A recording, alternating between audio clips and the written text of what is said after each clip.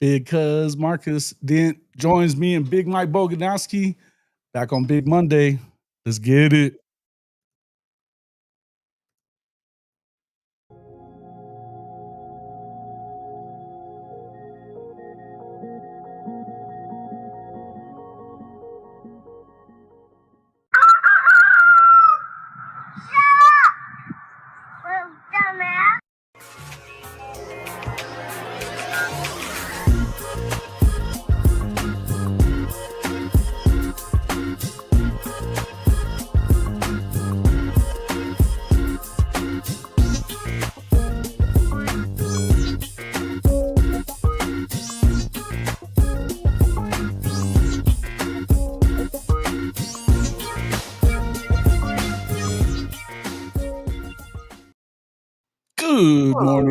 Good morning, and welcome back to Rise and Shines College Football's Big Monday.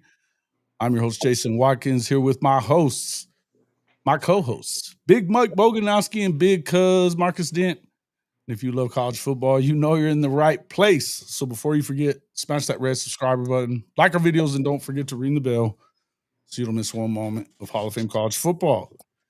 Gentlemen, it's game week. Welcome back to the show, both of you. Are we as excited? Are y'all as excited as I am about this shit? Oh man, what?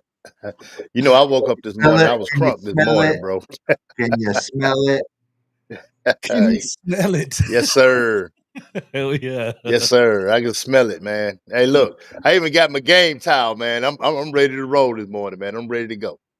Oh, you ready to towel it off, huh? Let's get it. Let's get listen. Yes, sir. I mean, week 0 is cool and all, but there's nothing like week 1 when you know everybody's in action, especially your squad. I mean, should have a pushover game, but I'll tell you what, nothing like being back at the Palace this weekend, ready for this thing to kick off. Man, I just can't. I love it. Welcome into the show, Crucifix Autumn. Logan Litkey, my guy, Sammy Chandler, Chicken. What up, Chicken? Tommy Tough Knuckles, Sooner for Life, Jay Turner, Rob 077, F Mizzou, Derek Hamilton, and Ronnie Wheat. What's up, everybody? Good to see everybody in here. That minus 35.5 is back in the effing bank. Huh? What? What you talking about? Bro, that's the spread. Yeah. Yep, that's the spread. They ought to blow them out easily by that much, right? Oh, yeah. You Come on, you man. can win some money on that one, for sure. Yeah. Well, can we get it? You think we can get a prop bet on 1.5 concussions caused by Junior there? I've been asking people how we make those prop bets, and if they got any inside plugs to get that put in the system, just let a PM know. Be kind of cool, wouldn't it? Kind of. Yeah, it's that's not kind of crazy. early for an F Mizzou, man. It's fucking week 1. We're in season now, brother. I had to do it. When we weren't in season, I'd be nicer. Now that the season has started, it's always F Mizzou and Texas and everybody else. Else. What up, TP? Seth, what's up, man? Been a while. Hankster. Yes, sir. What's up, D? Good to see you, man. All right. Well, I mean, obviously we had, who had the Avery family brawl bet? Listen, man, I think I probably would have had the money on the kid, but then again, not necessarily, because they always think they got enough ass to handle themselves in them situations. But Pops wasn't having it, bro. Yeah, Pops wasn't having that. Pops wasn't having it. No, he popped off and said some shit. Pops has got his ass. Yeah. So got his ass. I mean, put him on. Do you know those guys, Big Mike? Yeah, man. Avery's family? Yeah. You do? Oh, nice. Mike said, Mike, is that something that did it surprise you then? I guess I should. Yeah, did it surprise you? Did you see that coming? I'm not gonna say it surprised me, no. Hey, look, Jason. It sounds like they have a couple brawls probably every other month or so. One of them families, but it's all love though. It's all love. I mean, I can't speak on that. I can't speak on that because I mean, Right. I've been around Mark, hanging with Mark once or twice. I mean, at the end of the day, like he's a good dude, right? Like that's my Right. guy. As a bad look, I hated to see it. But listen, man.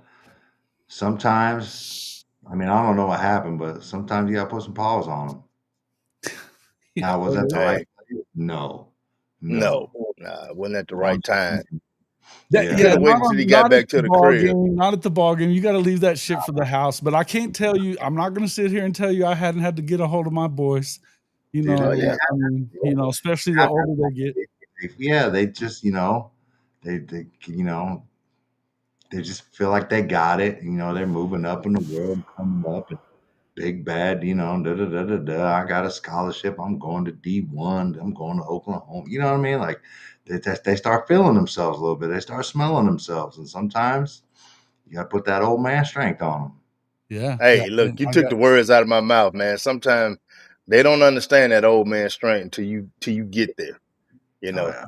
That's a strength that you're not going. I don't care how many weights you lift. Pop's got some strength to get way down from the roots. Come way from the roots. So But I'm yeah, gonna tell man. you It was a bad look, man. I hate it happened for him, but I think they're a family that can get past it.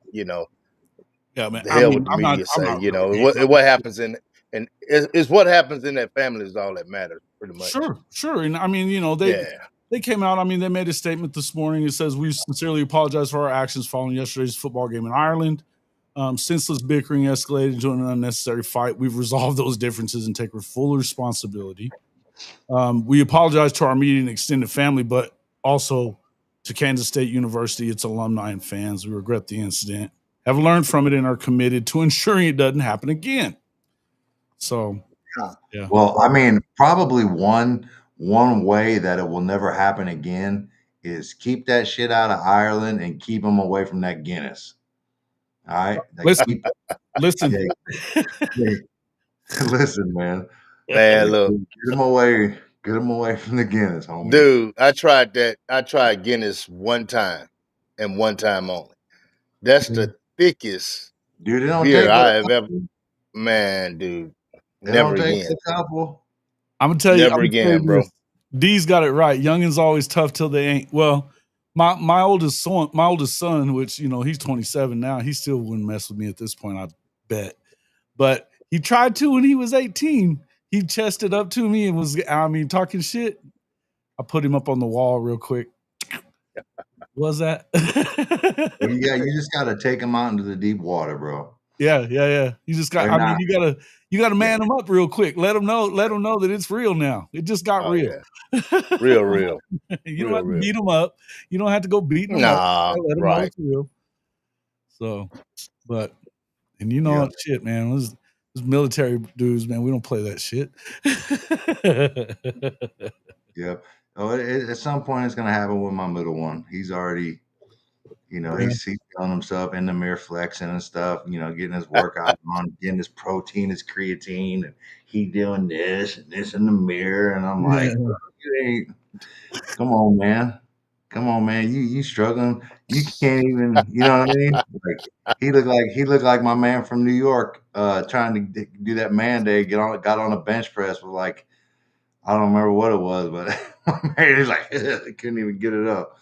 The cat that running for guard. Did you see that video? That was hilarious. But yeah, that's what I was clowning Marcus on, bro. Like, put some weight on there, bro. I hear spaghetti arms.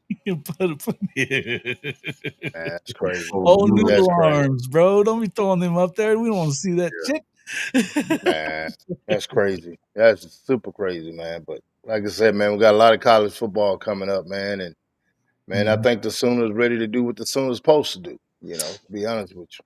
Listen, it's funny because there's folks that have gotten on board as far as that goes. I think is you've got Josh Pate out there. He's loving on him a little bit. You've heard Phil Steele has them in the top 10. There's some that don't. The coaches don't even have them in their top 25. But there's of course you got Texas people that are talking shit. Saying they're going to suck. But I tell you, the more I was on with the Rawhide show, and they're my boys, man. I think they're hilarious and shit. But they were talking shit, and you know they really believe that the best they're gonna do is 6 wins, and they think they could win only as many as 3. I mean that could be their low to 6. 3 to 6 is where he was at, and I had to leave. I had to leave. Let me ask you this. Let me ask you this right here. This is what I can't understand where Texas get off saying what they're saying when actually for the last 10 years Oklahoma has owned their ass. And if you look at the recruiting, yeah, they get they'll be in the top 10 or top 5 with recruiting. But here's the thing. One thing I noticed about Oklahoma, even for the last 2 years, they go out and get the kids they need. They don't go get a kid because he's a 5-star just to have a high ranking. They go out and get kids that they need to plug into their system. And that's totally different from what a lot of schools are doing. And we're seeing it come to fruition right now with the defense, number one, and even with the offense. So man, I don't really care about what Texas say. They got a lot to prove. Losing 4 offensive linemen out of the 5, and then they lost one during fall camp. So that 1,000-yard rusher y'all had last year. Go look and see who he had the 1,000 yards against. It wasn't against top SEC schools. No, I know. Listen, and I mean, we could do this all damn day. We can do this all damn day because and the truth is there's some warts on a lot of these teams that, but it amazes me because as good as the SEC is, and the SEC is good, I agree with that 100% that it's the toughest league in America. We're going to talk a little bit about that in a few minutes. But it amazes me that all these guys that are respected, quote unquote, journalist types, they work at respected companies and they talk about the game and should know what they're talking about before they start talking. They just immediately default to, well, y'all sucked last year. And it's just like, y'all sucked last year. Like, you can't be better. And so to me, I think there's a lot of laziness out there. I think a lot of it has to do with clickbait. Yeah. But come on, man. At least like fake it that you know what the fuck you're talking about. Well, Jason, it's like this. Clickbait is a lot of it. That's 100%. That's a lot of it because that's how they make their money. But if you want to just be clear about our offense and what our offense, wasn't last year, and if we just had an offense that could do just a little bit more, I mean, there's 8 ball games right there. I mean, how many games did we, lead at the half? We led, I think, 2 or 3 of the ball games that we lost. So, man, I mean, I really don't even worry about what they say. And then just being like realistic. Yeah, no, they're not going to be realistic. They're not going to be realistic. They should have won another 2 games realistically. Yeah, we should have 2 games. Yeah, definitely. But that doesn't necessarily carry over to this year either. But I mean, because you got to come out and do that shit again defensively, and then you've got to prove that you're better than that. Now, do I think that they're better on defense than they were? There's been questions out there about that. Well, Danny Stutzman and Billy Bowman are gone. Okay, that's true. And I think that there's questions about that within the Oklahoma fan base. Fair enough. I mean, Danny was there for a long time. But if Danny was as good a leader as we all know he was, he held those guys accountable in that linebacker room. The other thing about the linebackers, I'm not so worried about them because they've got 3 elite level defensive guys that are coaching them up every day between BV, Dreiling, and West. I mean, these are 3 unbelievably good linebacker coaches. Oh yeah, no doubt. You know what I'm saying? No doubt. And I think, a lot I've seen some people talk about the linebacker room and the drop off since Danny is gone, man, but I don't see the drop off when it comes to athletic ability. Now, what his smarts on the field, yeah, maybe, but you still got BV that's going to be in that helmet, talking to whoever's, playing those positions. So I don't have any doubt that Oklahoma going to be just as good on defense as they were last year. Probably better. I Boganowski, what think do you they'll think be a little bit more physical. Being the defensive guy, what are your thoughts about where the defense is going to be in comparison to last year? I think it'll be better. I mean, and the reason I know we've lost, some big timers, right? But like just the offense being better is going to make our defense better, and that's why I say that. Not keeping the ball, sustaining some drives, not turning the ball over. I think we'll be better just based off that. I think we bolstered up an already great defensive line. I think we've had some young cats step up, especially in linebacker. Maybe some unexpected ones. At linebacker, Owen Heineke here, and he's killing it. He's looking to be a dude, and we got a lot of young corners, and a lot of young in the DB. So I think it will be just fine. Complementary football is the key. Yeah, and that's what Chicken said. He agreed there too, and I agree with you too. I think I was trying to say that to that guy on that show yesterday. I was like, look, man. The thing about it is like they were the most efficient defense in the SEC last year, and they didn't have an offense that made that matter. When you go 3 and out 9 straight times in the Texas game, and then there's no way it could be worse on the offensive side. But it's sooner or later the dam's going to break if you can't put points on the board. And on top of that, you had. I felt like I thought Billy was still fantastic last year, but he had to put himself into positions to where he was trying to make stuff happen and like generate turnovers because they felt like if they didn't put points on the board, that you weren't going to put them up on the board. Think about the 2 wins they had. Those were 2 of the 3 games in the entire SEC slate that they got over 20 points. That's insane. Look at the turnovers also as well. Yeah. We had a lot with the defense actually, the offense did put up some points, man, but the defense won that both football games. The pick six and the turnovers and the sacks and, to be honest with you, man, the defense came through and the offense was able to capitalize on it. So that's how we got those 2 SEC wins. So without the defense, doing what they do on the field, either one of those games wouldn't have been winnable for us. Yeah. Yeah. Definitely. Billy got burned a few times, but why do you think he was looking into the backfield and trying to peek in the cookie jar, got a little overzealous, like that Tennessee game when they got burned on that long touchdown throw. He would have been in position, but he was sticking his nose down there and thinking that they were going to run it. And that was a good play call, but that was Billy. That was Billy. I mean, you can say what you want to say about it, but and if you want to just put it off on him like that, I would also say that, you got to remember that Billy led the country in turnovers the year before that and was trying to do everything he could as a senior to help try to generate points. So I don't put it off on him as a bad thing. But where did we rank in quarterback fumbles? I couldn't imagine anybody did it more. Jackson had 12 fumbles in 13 games that he played at Oklahoma. That's got to be a record. You know what, man? I don't even put that play on Billy. Cornerback's manned up, man. You got to be on him. Over the middle, though?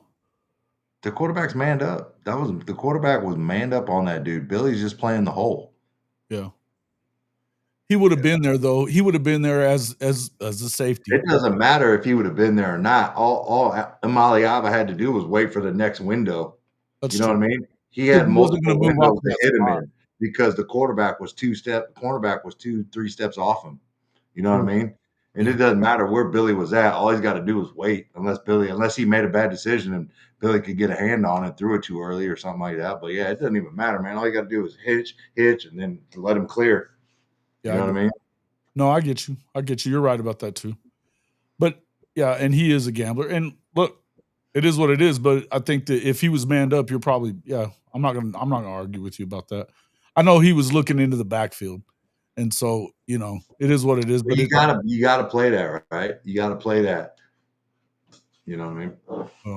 Especially you gotta look at, I don't know what the down and distance was, what was the probability of run? You know what I mean? Like, it's all kind of factors. There is, and I don't remember. I'm thinking back, but it feels like it was a second down play, but I'm not positive about that. Mm-hmm. I don't have that kind of memory abilities.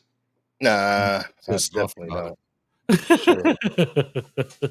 The year Billy had 2 years ago is rare and virtually impossible to duplicate. Yeah, but he was wanting to. He was wanting to. Yeah. For sure. Teddy Lehman bold predictions included 44 touchdowns plus from a tier 2 1,000-yard wide receivers. Anywhere it gets close to that, That's a lot. we have a serious natty title run on our. Dude, if that happens, I'm gonna make a lot of money because that way that just backs up all my little bets I put out there. Man, got a couple similar to that as well. I was saying if we had 2 receivers that went over 800 plus, your backs, we throw the ball out the backfield and everything. So I was saying if we had 2 receivers went over 800 and we had a back that went over 1,000, along with the other receivers, I think that 10 win is definitely, on the tape for sure. Sure. But those are numbers that you would have to have from a football club to be, a 10 win, especially in the SEC. You got to have 2 guys. You do. And the receiving core that's or put up great numbers. You've got huge numbers rushing as well, where it's super balanced. And I think as much as that sounds cool and all, I'd be okay with 1,000-yard receiver and we haven't had that in a minute. So I'd love to have that, but I would much rather have a guy that has 1,400 yards for sure on the ground, not from a tier. I'm talking running back wise.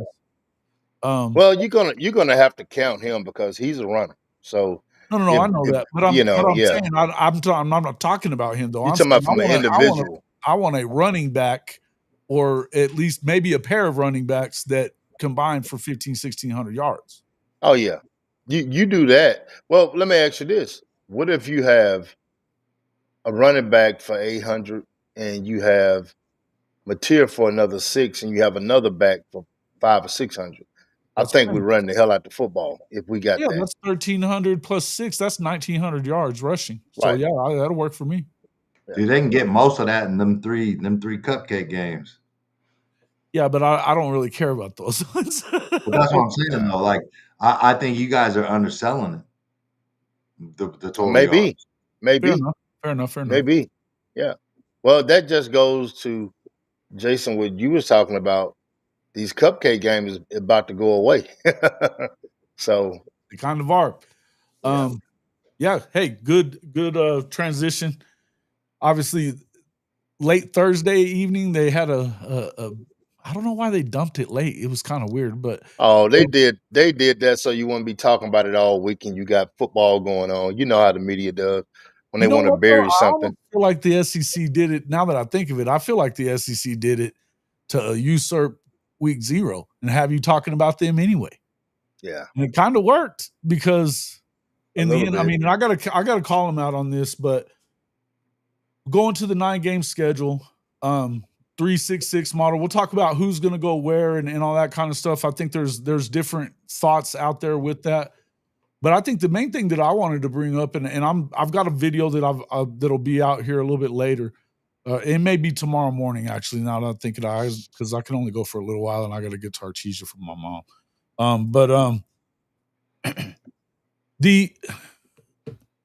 I find it funny that for the last few months, all we've heard is all this shit out of the Big 12, and especially the Big 10, where they've been acting like the schedule for the SECs, it's just all smoke and mirrors because they play that cupcake on that, in November, blah, blah, blah, before their rivalry games and all this shit.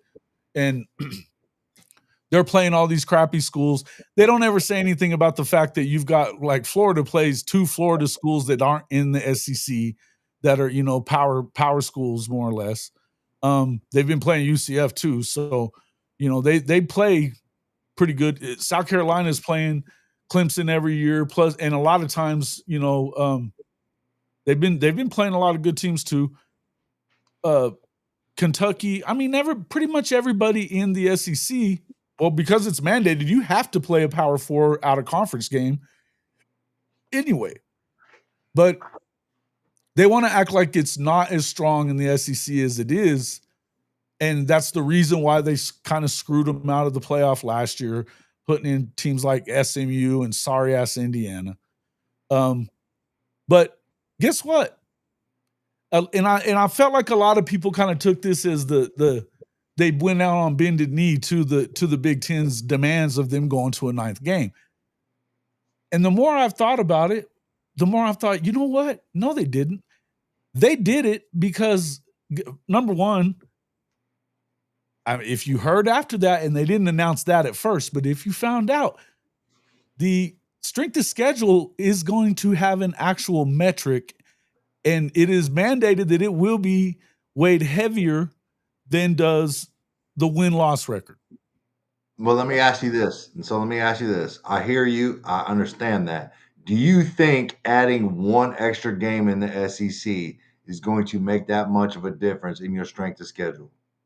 Right? Yes. Because you got your tops, right? You got your Georgias, your Alabamas, those people, that are always at the top, and we could probably throw Texas in there right now, right?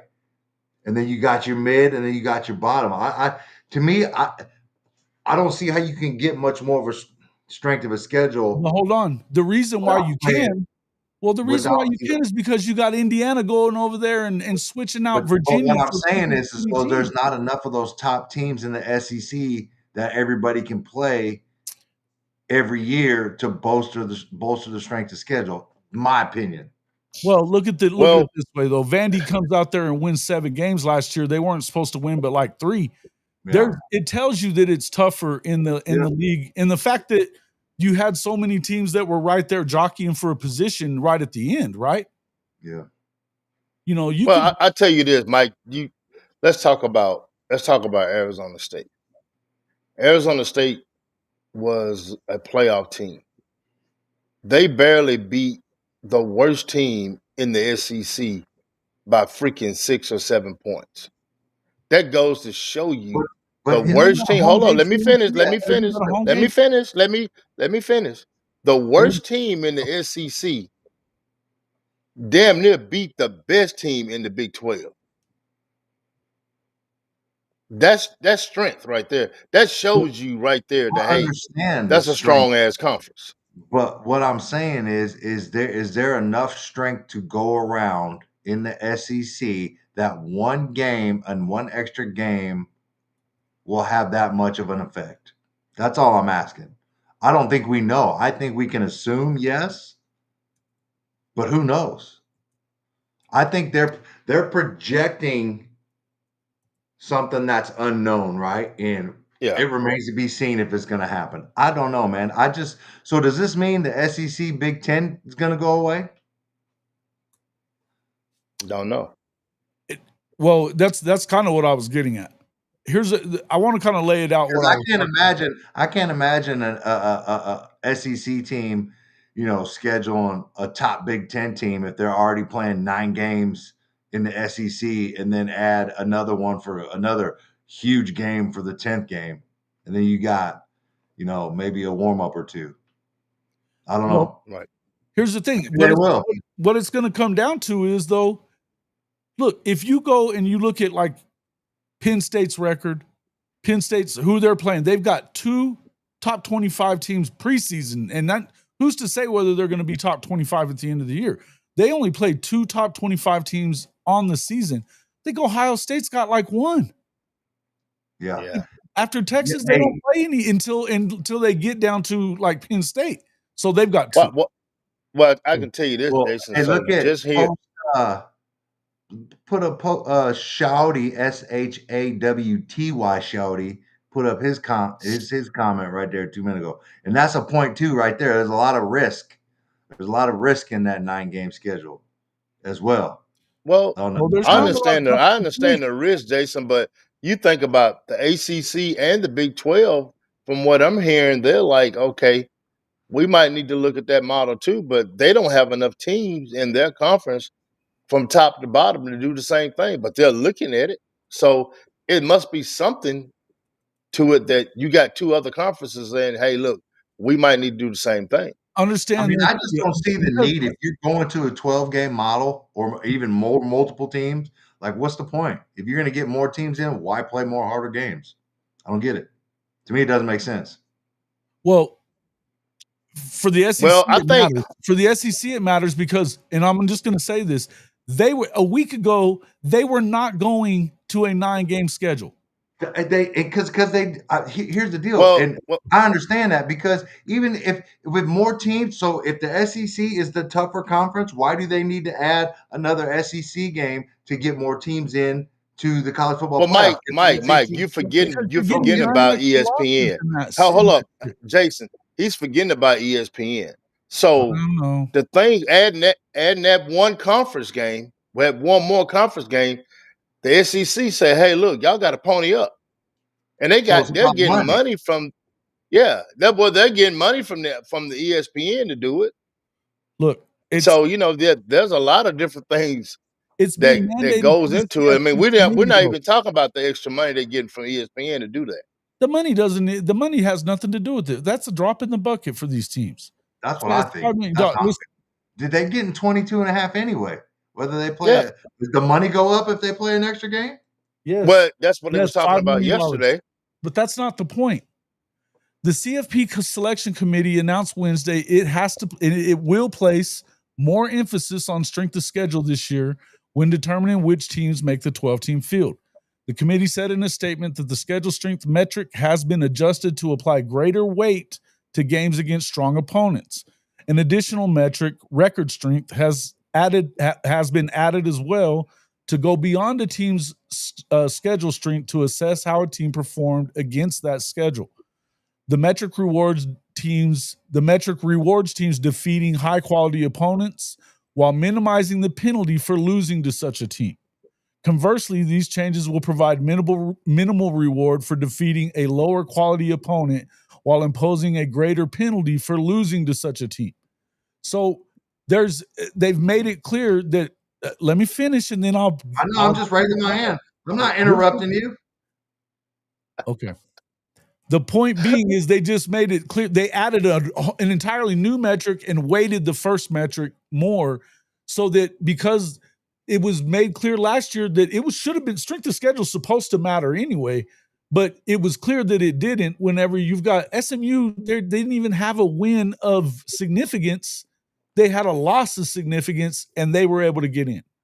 Go ahead, please do. Okay. Now let's go back to last year in the CFP schedule, seedings, how all that shit played out, right? Do you expect any just like those yahoos, those morons that made that schedule last year, do you expect them to be able to put together a metric or a formula that, gives you an advantage for tougher wins than lower wins? I don't believe that shit for 1 minute. Those dudes better show me that formula. I don't trust them at all. That's my point, Jason. Like these dudes, like last year in that seating, ridiculous. And now you want me to just like buy into what these jokers are putting together and putting on the table? No, you got to show me, bro. You got to break it down. Big Grants, Barney style, like Flintstones. Show it to me, homie, because I don't trust them. Well, here's the thing, Jason. I understand a little bit of what Mike is saying. I understand that. I do, Mike. So I don't want you to think, man, they're not trying to hear me. But I definitely understand what you're saying. But I don't care if y'all trying to hear me. I think the SEC is trying to cover. I'm not talking about the money. I'm saying that I think the SEC is trying to make sure they cover everything, all grounds. Okay, we go another game. So let me ask you this: If we was on a 9-game schedule last year, do you think one of those teams would have went in? I think Alabama, Ole Miss. I think it was South Carolina or something like that. You probably would have got one of those teams in. They could have 4 losses. Somebody would have. I'm just saying. All I'm saying is this right here. I think it's a good move. We'll see. I mean, we don't know. We don't know until it happens. Losing to a high quality opponent doesn't hurt you as much in what they're doing. And look, I would tell you that ESPN, this is their committee that they're putting together. If they're telling you that this is how they want it, and people, this is what they're bitching about in the other conferences, that they think that there is a bias there. Well, there wasn't enough bias as far as what ESPN is concerned. And I guarantee you, Fox is also in on that shit too, by the way. Oh, 100%. They want their damn story. 100%. Absolutely. But here's the thing.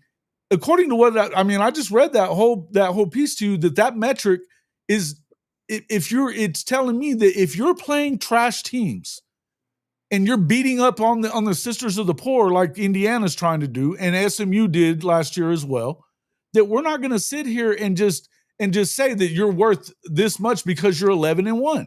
Indiana at 11-1, who gives a fuck?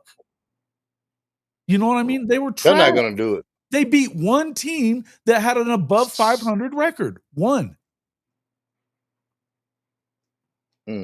Well, I mean, like I said, I understand both sides, and we're going to see, next year when it comes about, man. But I think, not playing some of the FCS schools, it's going to hurt them, but it is what it is. But, I think it makes your schedule stronger, having that 9 win. And like I say, Mike, I do understand exactly what you're saying. But just looking, I'd rather be on the side of go ahead on playing the 9 games than not playing it and missing the chance to get more teams in. The other positive part. It sounds like we come full circle and went to the BCS, went back to the BCS. Like that's what I hear when you read that. You know what? That's what I hear. Well, no, I mean, Mike, you're kind of right about that. You just got more teams in. Yeah, that's you're right about that, Mike. You just put more teams in right now. Yeah, that's pretty much, Mike. You're right. It's back to the BCS. With more teams. The case. I don't think that's. Yeah, I mean, I gotta get. Hey, man, I'm with Mike on this one. I'm with Mike on this. Hold on. Okay. Well, then let's talk about that. I'm first and foremost, I would rather the BCS that you have a metric that we can all look at and it's transparent.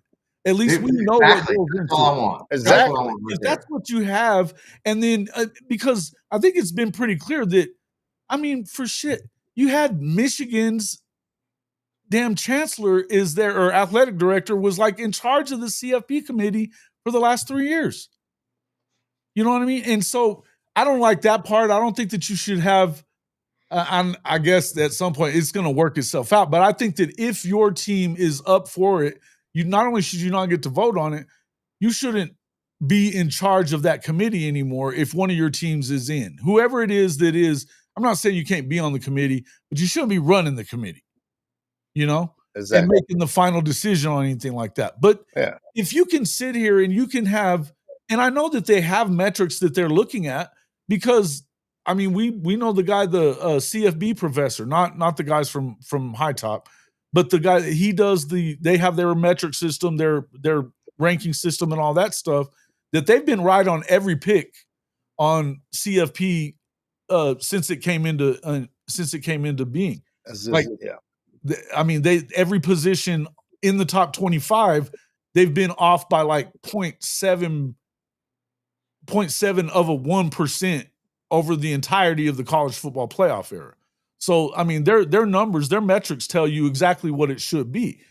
But that being said, if that tells you that you should be able to take this new metric and it should weigh more, and there's nothing that anybody on that committee should be able to do but go by what the damn paperwork says, by what the numbers are telling you it should go.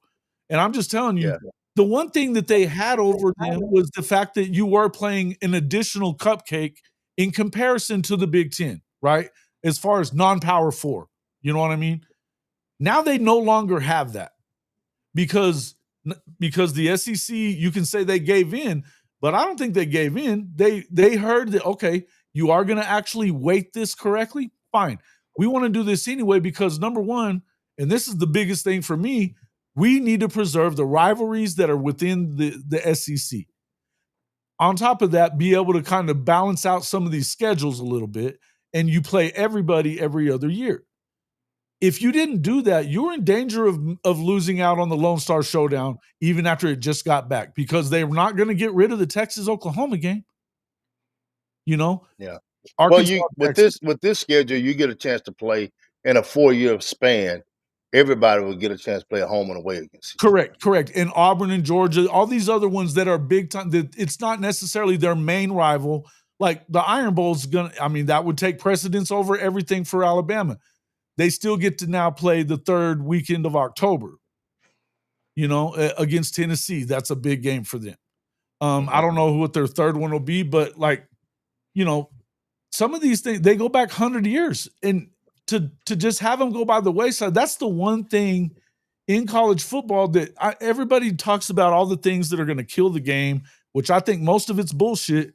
I think that is the one thing that could fuck up the game and get people to stop caring about it. Is I just heard Seth saying a few minutes, or I just saw Seth saying in the comments a few minutes ago, he'd love to see Nebraska or Oklahoma State back on the schedule as a rivalry game.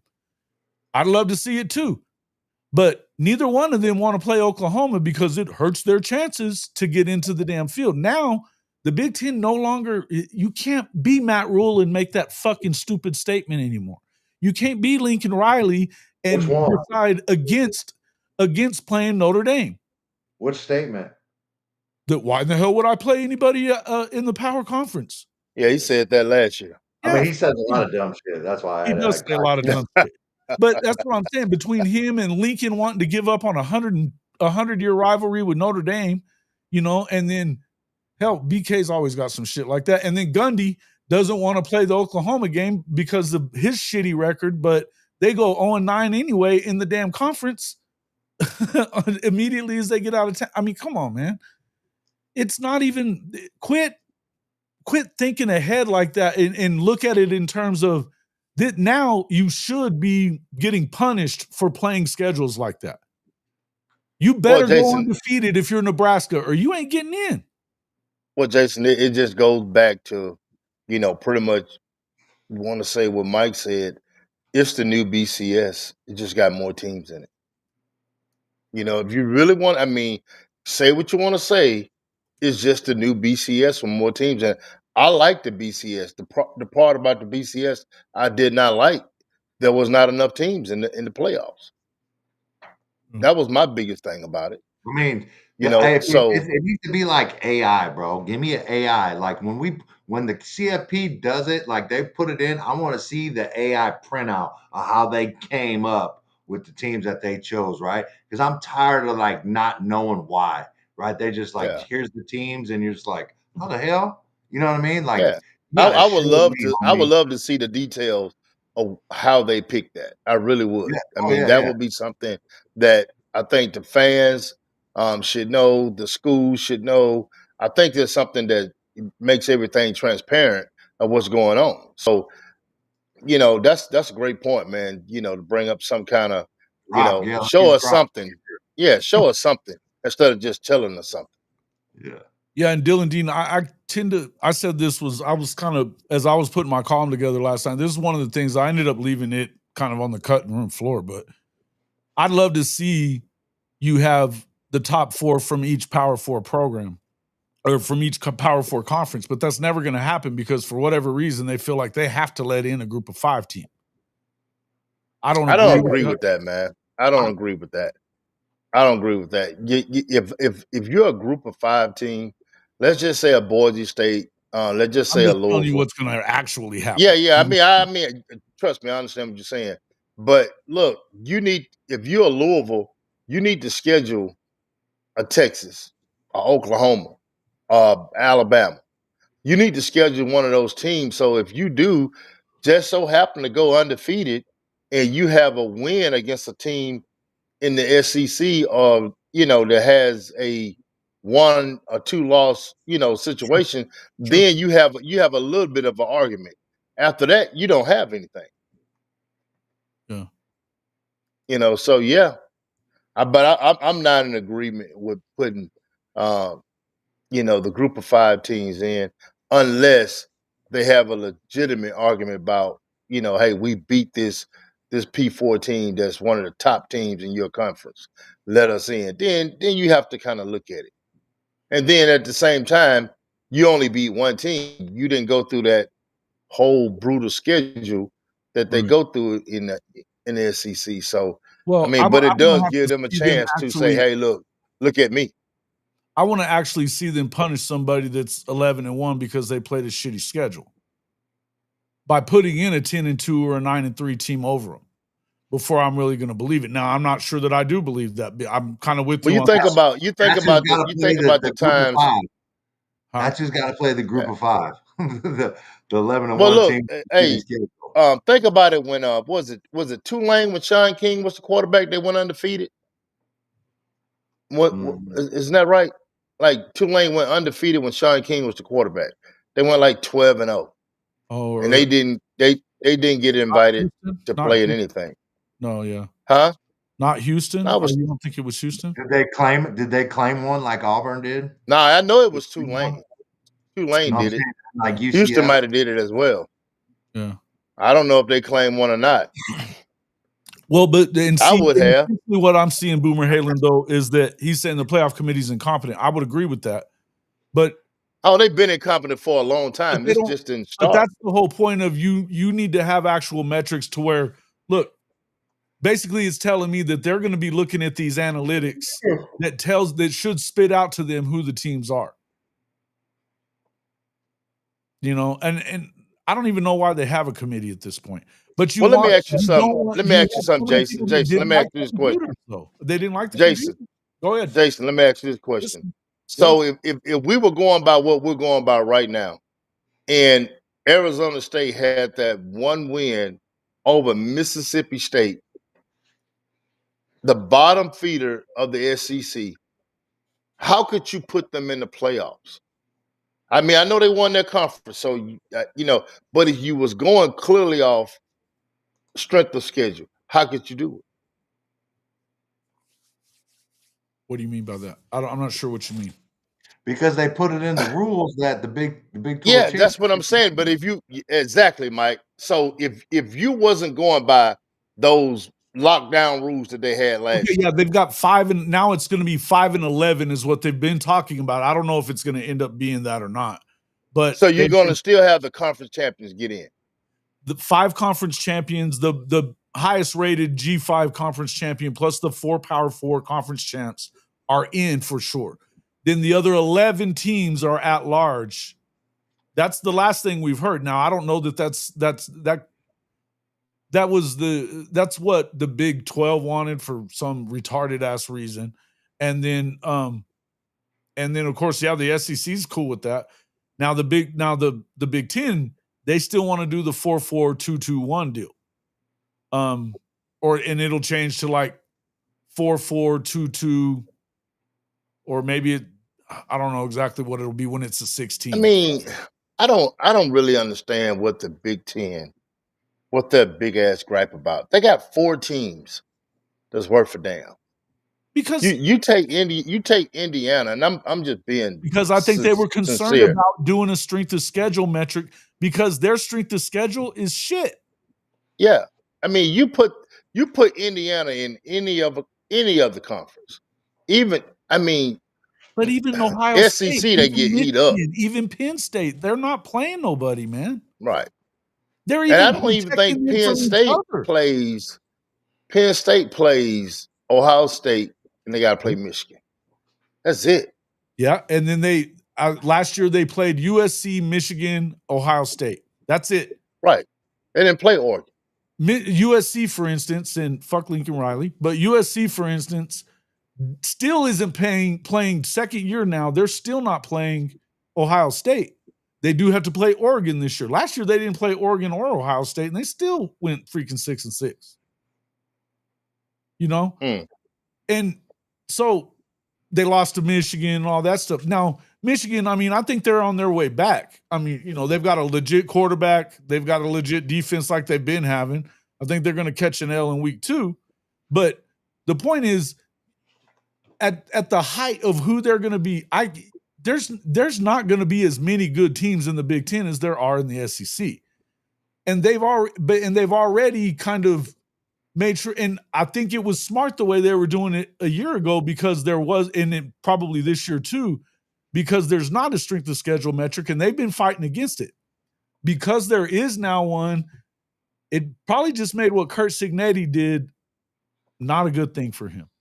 Because now you can't afford to lose any games. Maybe one. And but it's still you're gonna be on the edge. And if there's a team on the edge out there that you think that maybe they're about around the same rank or whatever, but they've played a better schedule, you would have to put the team, whoever it is, above them, especially if it's in it's only the conference champions and then it's at larges. That's going to put them at risk. That's why they want that's why they want the guaranteed spots. Yeah, they're going to put them at a huge risk. Yep. Definitely on that. But like I say, I think, I understand where Big Mike is coming from, but if you look at everything around it, playing the 9 games just cancel out all the bullshit. Just being honest with you. You cancel it out. I mean, I understand my concerns 100%, but if you go ahead and put the 9 games up there, SEC has the toughest schedule, period. I mean, I don't say I have concerns. I got questions. Yeah, I understand that. I understand exactly where you're coming from.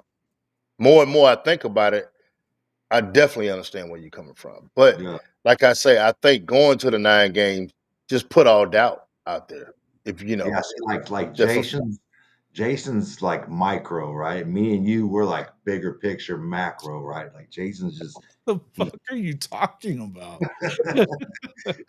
Oh shit, you take man! I tell you, lip and connect it to your bottom lip, you will shut the fuck up. Wow, man, that's crazy, bro. And that's I don't know. Crazy. As soon as for live, you keep talking about Notre Dame's schedule. They play contenders. They're playing Miami right out the gate on the road. They're playing an SEC. They're playing 2 SEC teams in A&M and Arkansas. I mean, what makes a lot of these other schools' schedules better than what Notre Dame's is? Now, last year's schedule was shitty. I'll give you that one. But but Notre Dame know for a fact that they're going to have to what the SEC is doing is going to make them say, Absolutely. okay, we got to pony up, we got to ante up. They're going to have to do that.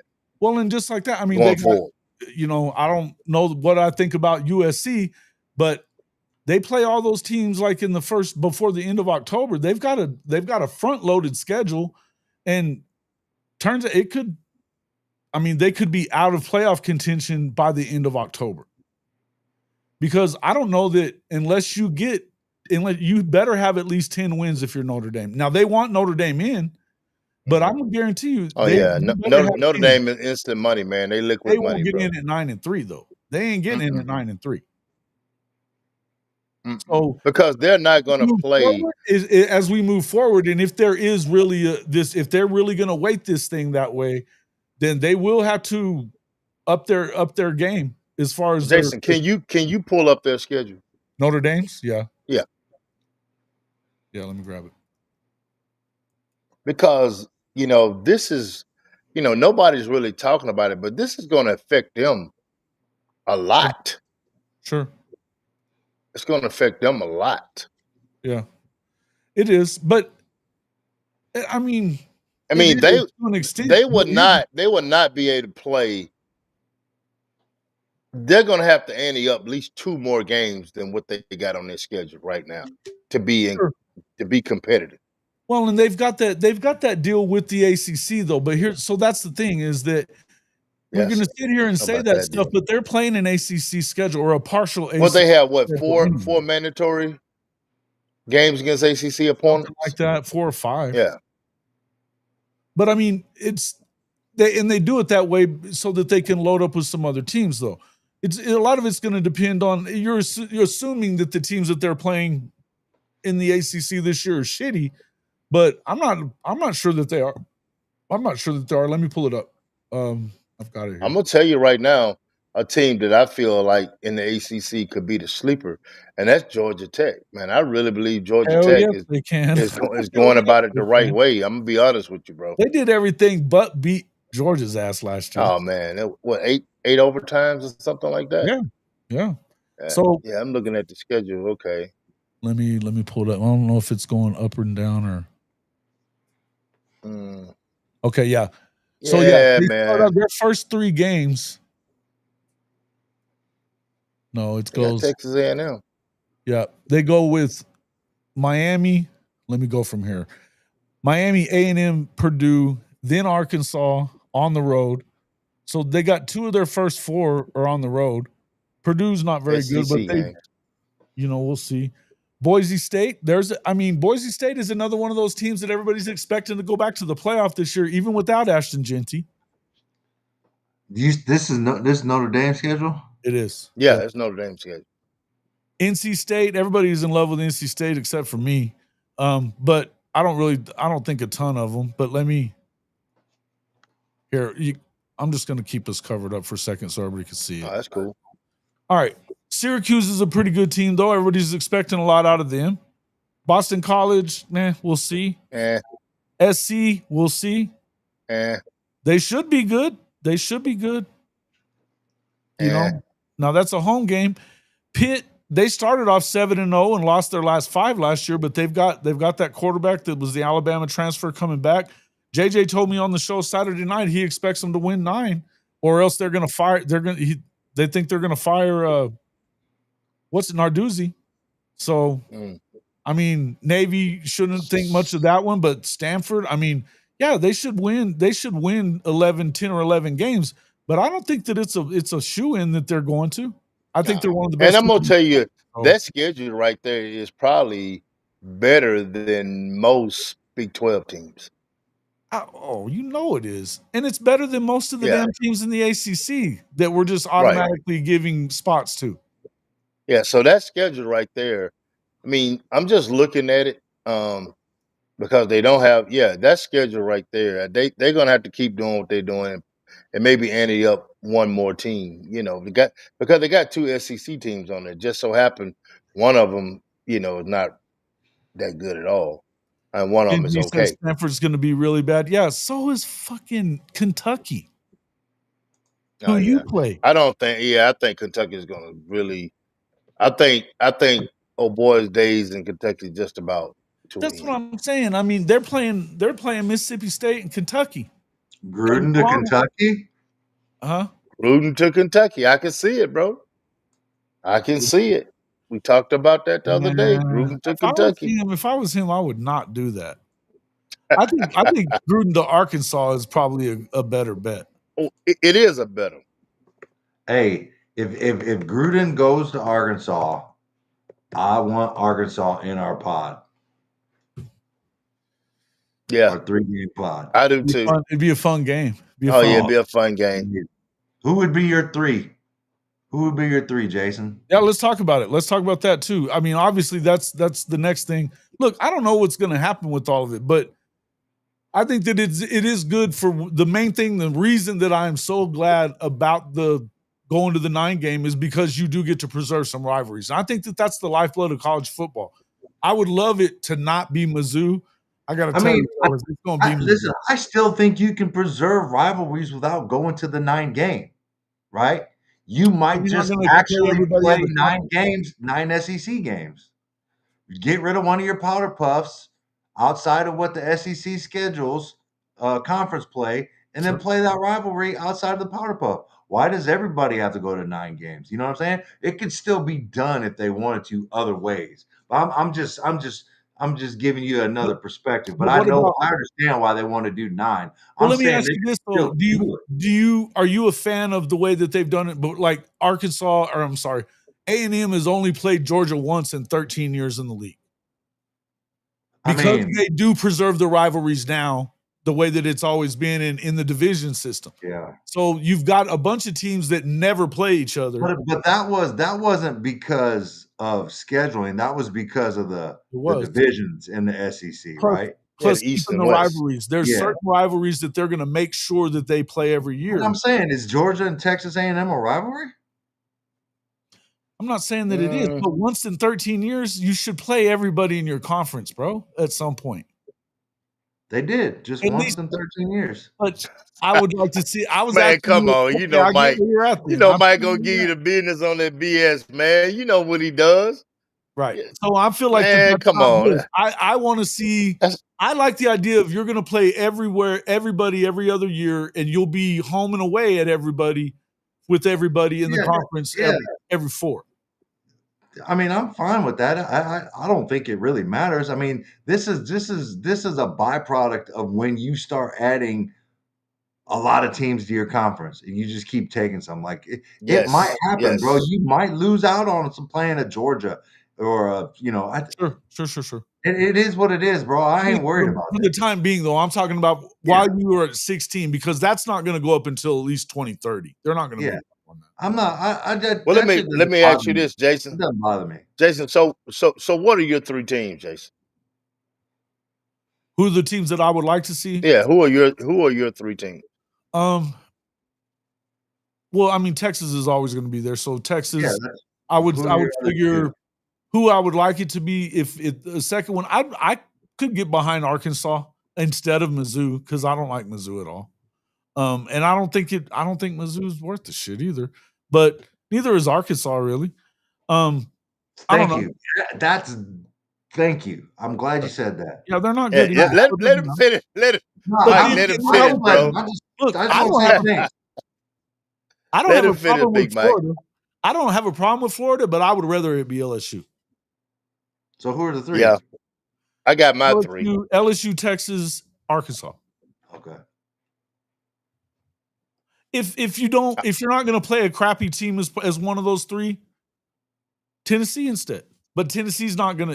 They're full. They're full. Yeah. So well, Mike, go ahead and give me yours, man. I'm gonna be last on this one. Why? I brought it up. I'm just kidding. Shut up. You gonna hijack? How you gonna hijack it, bro? It'd be better with Arkansas because of. I think a lot of it has to do with the fact. I look at it like if you're gonna do these type of little pods, I look at it as a regional type thing, right?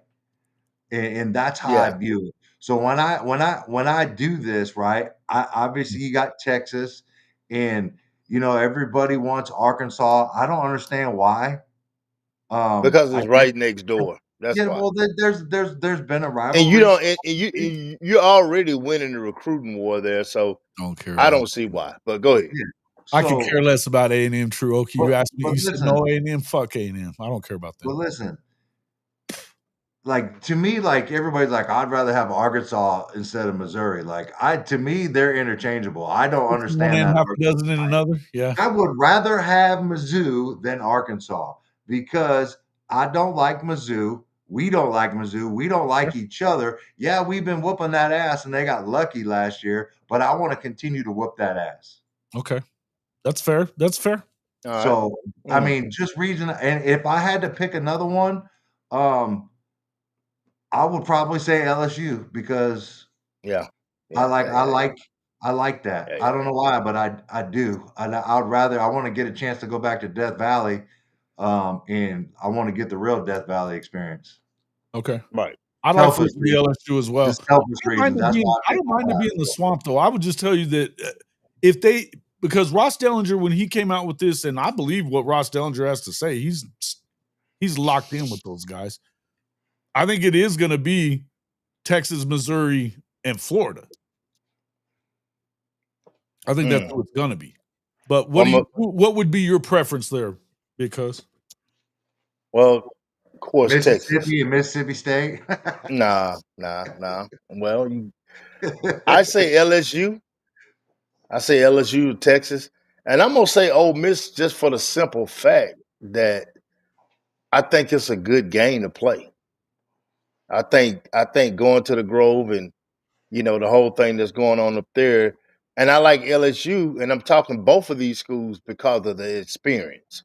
LSU, although it wasn't really packed when we played them, but man, I'm talking about the tailgating and everything was crazy, and they travel, so that's why LSU for me, and the same thing for Ole Miss is just a game day experience. Those two teams right there probably, I know, have a better game day experience than most of the teams in the SEC. So that's why I picked those two teams. Yeah. Point blank. Yeah. So Sammy, I mean, LSU, Ole Miss, yeah, LSU. because of the game day experience, bro. Okay, no, I'm fine with that. Yeah, I mean, if you're gonna go somewhere, you're gonna have something like that, man. You want to go somewhere where you can enjoy yourself and have a great time. You can enjoy yourself in Baton Rouge. You can Absolutely. enjoy yourself in Oxford. Absolutely. Yeah. So that's why I picked those two schools because Because of the game day atmosphere. Look at this, Rob. And You both wish it teams was travel over, bro. very well. You wish it was over. So what now? Rob Yeah, wishes it was over. there you go. Yeah.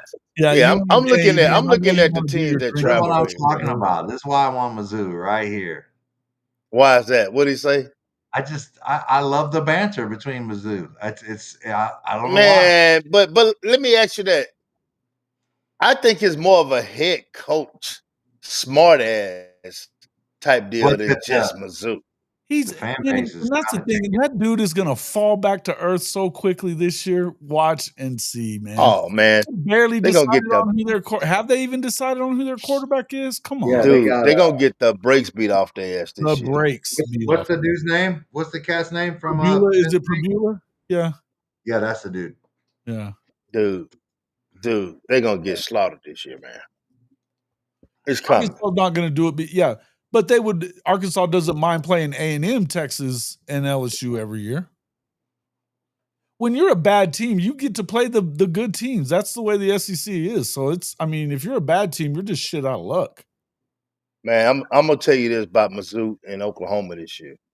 And the season hadn't started, but we're gonna put a 40 piece on their ass. We're gonna get them this year, homeboy. I promise you. We're gonna put a 40 piece on. He knows that shit. Don't let him get It's you. coming. Oh yeah. Oh man, I mean, I'm looking at looking at how lucky they got last year. Yeah, they got lucky. He knows they got lucky too. Texas. Yeah. Anybody with two pair of eyes can see. I mean, with a pair of eyes can see that. Two pair of eyes. Yeah. Yeah, I got on two pairs. See that right there, bro? I like it, bro. I got these two and some helpers. So hell. Shit. Oh, I know everybody is talking about. I don't think that they care as much about regionality as you think they do. No, I don't think people care about it at all. I think they care about game day experience and stuff like that more than they do. I think if there's a choice for me between LSU and Florida, I would go with LSU because it is closer. We're talking 16 hours from Norman to Florida. Yeah, bro. Didn't the SEC put something out about that though? Like pods being regionally based. Well, that was one of the original thoughts, but they immediately shit on it. So they went to the 3-6-6 model. That's what they're adopting is 3-6-6. So that you. So let me ask you this right here, Mike. Out of all the places you got a chance to go to last year and coming up, where would you rather go back to? Like, man, I really like that atmosphere. To be honest with you, none of them. I mean, you got to. No, dude. I was expecting more. I was expecting more out of Ole Miss, right? I'm not gonna lie, bro. I said it before. I was underwhelmed. Like the Grove was cool. It wasn't all that. Like you went to the Grove. You went to the Grove, but did you go to the Square as well? Nobody talked about the Square, bro. Everybody talked about the Grove. The Grove. The Square and the Grove is totally two different things. The stadium was mid, bro. Like the stadium has always been that. That's not the attraction there. No, it's not. No, it never has been. It never has. It's just like LSU. All I ever heard was how dynamic LSU Stadium was, and LSU Stadium wasn't that dynamic to me. I was let down there too. I ain't gonna lie to you. I was let down there too. See, that's why I went to. I went to Red River. That stadium really pissed me off. Listen, if they don't figure out there's something at that Cotton Bowl soon. Well, they did though. They did a whole bunch of renovations after it last year. Supposedly, it's supposed to be better. They've been saying that shit for 3 years, bro. No, I watched the video on it, bro. I've seen it. It's out there. So what did they do? They widened the concourse. They made the entrances better so you can get in. The That's supposedly some concessions, upgrading the concessions arena, and a few other things. But yeah, so like all those picnic tables that are like right in the middle of the path to like try to walk in, and like people are hopping over the picnic tables trying to move in line. Supposedly they got rid of all those. But yeah, I wasn't too nothing was really, like, damn, So that place nothing is legit. Like, I can't impresses wait to get back Big there. Mike. I didn't get that from anywhere. Nothing You know what I mean? impresses Big Mike. but you didn't No. their tailgating was good then? The Grove Who? stuff? Ole Miss. I mean, if you like catered food, yeah. Because you can't barbecue and you can't grill. Honey toddy, buddy. Come on. Yeah. Well, yeah, you Yeah, I can't, mean, you can't. I mean, it's just a tradition. A lot of people like yeah. going because No, it's so like seeing the chandeliers and stuff in the tents and all that kind of stuff. if it's middle, like early September and it's 100 degrees outside, the Grove is probably the spot because it's shaded, it's really nice. You know what I mean? But like if you're just a, it's cool to walk through and check out, but it ain't nothing like. Well, I'm gonna say this right here, and I'm just saying this because I'm Oklahoma from the doesn't have South. to worry about winning games the way KU does there, Spangler. You And know what I'm gonna say saying? this, man. Just being from the South, we like to grill, we like to barbecue. Now, if you Yeah, go to a who HBCU doesn't? game, that's all you're gonna see. But if you go to a Mississippi State game, it's totally different from Ole Miss. You go from badass bougie to Bougie, you go from country bougie boys. Yeah, to yeah. country. You go to country boys on the grill, pull behind the trucks at Mississippi State. See, So that's a big difference. that's my vibe, bro. Yeah, I Speakers, mean everybody music, everybody grill. have their own different vibe. You know what Yeah, I'm and saying? I get it. Yeah. I get it. Yeah, I Yeah. get it. I'm like the Yeah, I LSU, remember. like the LSU vibe outside the stadium was lit. It was more lit out there Yeah, than it it was. was. I mean, yeah, it was just when I got inside is what kind of Yeah. disappointed me. I just went Yeah. when I was on the trip, I stopped at a bunch of stadiums, pretty much all of them. But LSU was pretty legit out there. I wish I could have got Mike the Tiger to get his ass out the air conditioning, but he didn't. Well, he was laying out there, out there just taking, being photogenic as hell. It was a hot son bitch though that day. He was in there. Yeah. He was in there in the AC. But I'm looking forward to Tennessee. I'm looking forward to that too. I've been to a few games Read up that there one in up there, Tennessee. Jason. Why you take that down? That's quality. That is quality. What was that, man? What did he take down? He said they added gender neutral bathrooms for Texas fans. Well done. Man. That's very good. That's very good. Man, y'all wow. No, I'm looking y'all forward. wow. I'm looking forward to Tennessee for sure. Yeah. I've been to South Carolina. I played there and got to go to a game there when I was at the United States Army Drill Sergeant School. We went to a game at Tennessee. It was pretty cool. But yeah, I'm looking forward to Tennessee and Alabama. I'm ready to see what it do, man. Alabama tailgating is not bad. It's just over the years it gets worse because they put up so many buildings around the school and you can do less. They have a little strip that looks like New Orleans. It's a place not far from the campus. Yeah. It's pretty live. I mean, it's not bad at all. But I think the in-stadium experience is supposed to be a little more legit in T-Town, right? It's now what I don't like about it is the seating is crowded. I think they already have, right? The seating is crowded in Alabama, y'all. It's crowded. Yeah. It's crowded. I mean, you're tight. I mean, you think we're tight sometime in Oklahoma. It's tight in Alabama. It's really tight. I mean, they need to do something about that. Step up our tailgating. I think they have. I think they have stepped it up. Yeah. From when we visit, they need to move an RV spot closer to the stadium for the big timers. The people with the big time fifth wheel, they need to move that shit right up over to maybe the duck pond area or where they put some of them tents, and then move some of them tents to the south side and get after it, man. The RV Sooner Village is too far away. That would be my one big one big change if I was Oklahoma. Like they don't need water. They don't need, they don't need a water hookup. They don't need electric hookup. They don't need sewer, man. All those people, when they got them big timer shit, they come through with their own generators.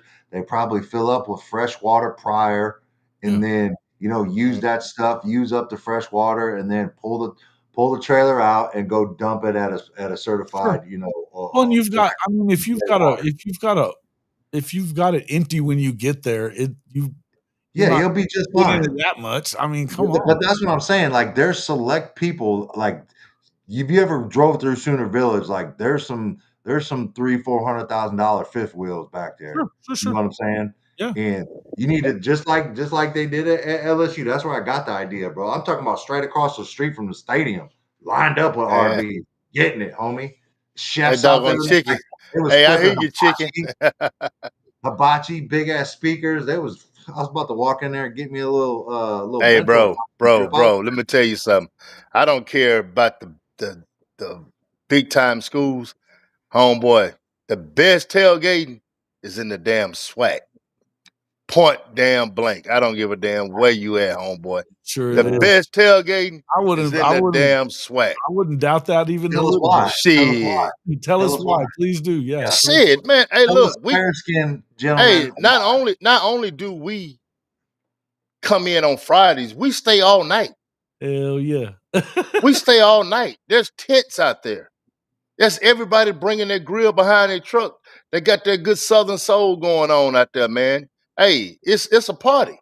Sometimes you don't even want to go in the stadium, to be honest with you. Like, Mike, what you're talking about, grilling, oh, man, my buddies, man, they have coon on the grill. They have alligators on the grill. I mean, hey, baby, look here. You gonna hear that? But, hey, the Q's gonna have their tent over here. They gonna be kicking it. You gonna have the Alphas over here having their tent. They gonna be kicking it.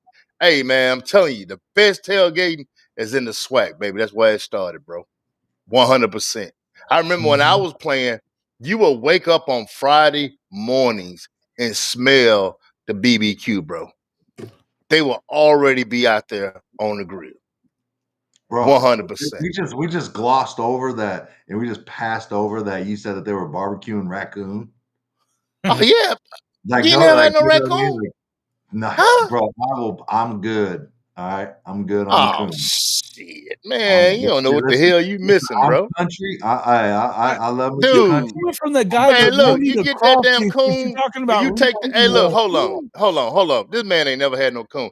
You get that damn coon. You put him on that tree, and you take them clothes off his ass, bro. I'll pass. Gut him up real good. Pull that. Just like pull pork. I'll pass. I'm good on that myself. I'm way There's good on that. There's plenty other options, homie. Listen, no. You won't eat crawfish, but you'll eat a raccoon. Are you insane?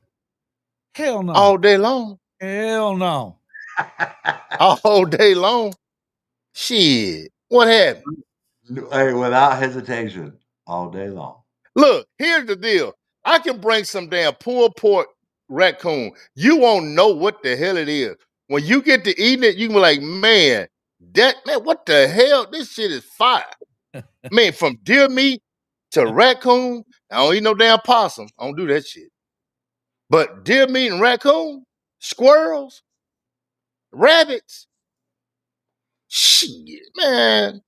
Come down here to the dirty South, baby. We're going to get it in. I'm good on dirty South. That's why they call it the dirty South, huh? Damn right. Food. Listen, them damn rabbits. Hey, look, shit. That's how. Hey, look, that's all our people had to damn. That's all they had back in the day. Rabbit's legit, right? Rabbit's legit. Oh, it's good. Okay. Yeah, I'm okay with rabbit. I'm okay with squirrel. Yeah. Hold up, man. Yeah. So, what about barbecue goat, man? Yeah, I eat goat for sure. Well, so your ass eat a goat, but you won't eat no damn coon. Hell no. No. I think I'm eating a coon, bro. Yeah, I'm not eating a possum. I'm not eating a possum. I'm not eating a possum either. Same damn thing. I don't eat possum. You ain't scooping them up off the side of the road? No. We got coon dogs, man. Eat a raccoon is what's paying. Look, bro, they got coon dogs, man. Oh, go coon hunt. I wonder. Rob's the Mizzou fan says it's good. Okay, well, I'm telling you, raccoon. Hey, look, I'm gonna tell you something. It's better than deer meat, bro. Real talk. Hey, I'm gonna bring your ass some coon, man. You ain't convincing me. You're not convincing me that raccoon meat is. Hey, look, I'm gonna bring your ass some damn coon meat, bro. No, you better not. I mean, I'll try it. Obviously, I'm gonna try it, but like, I'm not searching it out. I'm not like, hey man, I hope he got barbecue coon over there. It sounds racist to me. I'm gonna bring you some pulled pork barbecue coon, it bro. sounds racist. Oh shit, man! I want to hear that bullshit. It sounds racist. I want to hear that bullshit. Chicken said it. I didn't realize you said raccoon at first, and Chicken put in there coon about. Yeah. No, I heard it. I heard it. Man, look at him. Hey, look, bro. All you gotta do is get that song on. You put him. Hey, look. Back in the country, we had a nail on a big old ass tree, old pecan tree or something out there.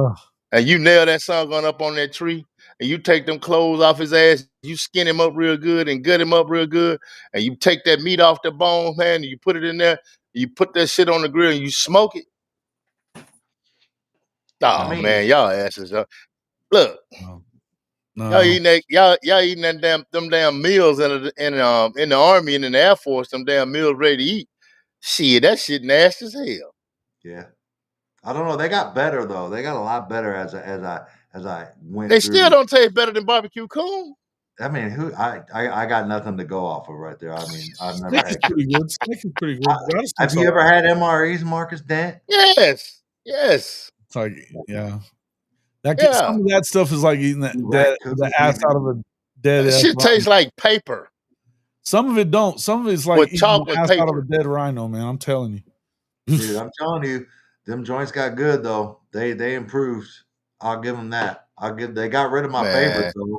They got rid of my favorite, that old chicken cavatelli. I don't know nothing about that. I do. But, no. They got rid of that. Was it chicken? Yeah, chicken cavatelli, bro. Okay. I was out before you got in, man. What you mean? So let me ask you this. Do you eat frog legs? Yeah, I have. I've had frog legs before. It's been a long time. So you eat frog legs. And listen, I already told you I'm trying the coon. I got you. I got you, bro. That's not my go-to, and I'm not putting it on the menu. Until, I mean, maybe, but I don't know, man. I don't know. Jason, you gonna be all right, bro? No, that's nasty shit, bro. Man, you don't know. You ain't never tried it. And here's the thing, though. There's something about they're too much like humans, bro, and they're nasty asses in the trash can and shit all the time. No, I don't want it. I just don't want it. We're not talking about city coons, bro. We're talking about country coons, man. Country coons go and find the damn trash cans too. No, man, not out in the woods, not in the deep woods, man. I ain't talking about killing no coon, no city coon that's going in your trash. Yeah, that jambalaya. You right, Ronnie. That jambalaya went hard. The jambalaya. Man. Yeah. You eat. I mean, you suck the ass out of a crab, but you won't eat a damn coon. Crawfish. Hey, listen, man. It is what it is. I've had it before, and it took me a minute to even try the crawfish, but I like it. Hey, listen, I got a SEC. I got one request. If you're gonna put us on, like, if one of our 3 pod games, I need that game early as possible so I can get me some get in on crawfish season. Great idea. Where's that at? Where's that at? In Louisiana. It's yeah, but look, I just that's like one bucket list. Already over? Oh man. Yeah, I think it's already over. Yeah. But like, so what about the oxtails? Oh, ho. I forgot the most important. Oxtails. Yeah, oxtails okay. Yeah. Have you had them smoked? No, I don't know. I've had them a few different times, but I don't know how they started off or whatever. But and you gotta have them drunk smoked, food. bro. That's like that drunk food, man. You go back to somebody's pad and you drunk, hungover. Man, oxtail, bro. Let me tell you something. Oxtails in Mississippi. You go to a food truck in Mississippi right here. It's the most expensive thing on the damn menu, bro. I believe that. It's good. It's good. Oxtail's good. Oh yeah. If y'all want some, hey, I can put the link up. You can go get them. Hey, Ryman, you don't know that's not. I didn't say I'm not a soul food lover. I like soul food. I just ain't eating nasty shit. And raccoon is not a soul food. Don't give me that. That motherfucker said eating a raccoon like eating a rat. Kind of feels like it is, bro. Kind of feels like it is.